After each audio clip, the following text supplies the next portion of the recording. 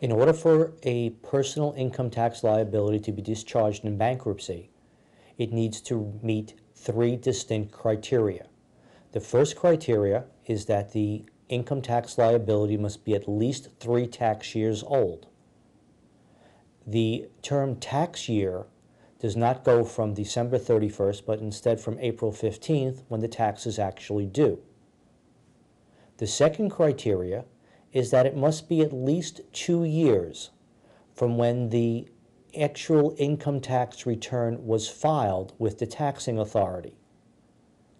Prior to the 2005 amendments, it was possible to discharge income tax liability in a Chapter 13 even if you did not file the return.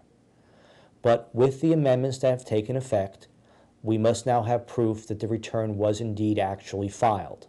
The third criteria is that the tax liability has to have been assessed by the taxing authority at least 240 days prior to the filing of a bankruptcy petition. What that means is, in the event that you may have been audited or your income tax return was reviewed by the taxing authority, that audit or review has to be completed, and you have to be sent a final statement called an assessment of your income tax liabilities.